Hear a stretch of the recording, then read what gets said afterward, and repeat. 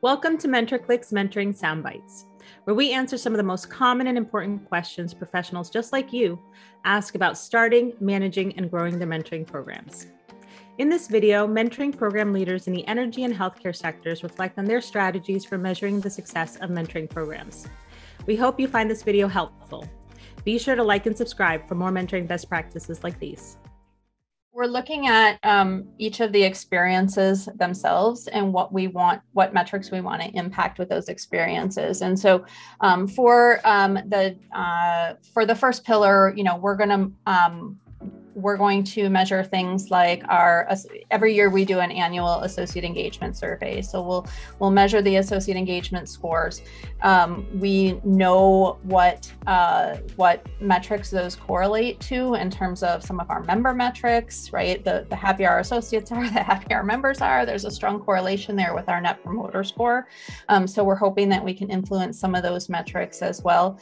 Obviously we're going to track movement within our organization. If one of our purposes is to create a leadership pipeline, are people who are going through mentoring moving into leadership positions at a different rate than people who aren't?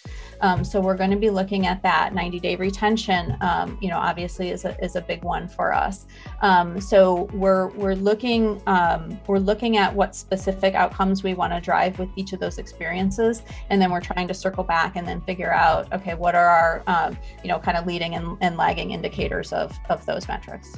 When we first got started, we were not huge on metrics, but we learned we needed to start measuring the success of our program. So we look at not just participation rates year over year, we look at completion rates.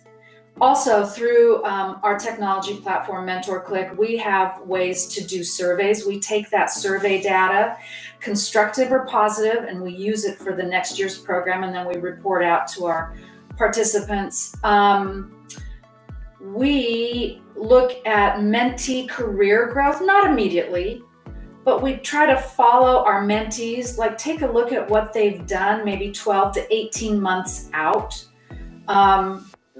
Career growth relies on career opportunities being available in your area that fit your needs. Even during the program, some red signs that we receive considering this number, what we tried to do was provide this information to the HR teams in each country. And it's very complicated to get in touch and to be with all the partners all the time, especially in programs with this dimension. But the situations where we can realize through the numbers that probably the relationship is not going so well, we try to get in touch with these employees to understand what was happening. Some cases it was just because they wasn't updating the platform, but sometimes it was because something was happening, and then we try to help them to solve the problem. So we need to be smart, and thanks God nowadays we have a lot of platforms and technology to help us. So we did that to measure the success of the program, and also to identify where we need to pay more attention.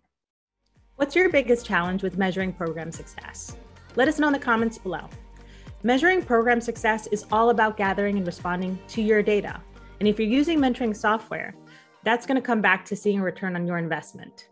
For more mentoring tips, check out the links below the video or visit us at MentorcliQ.com.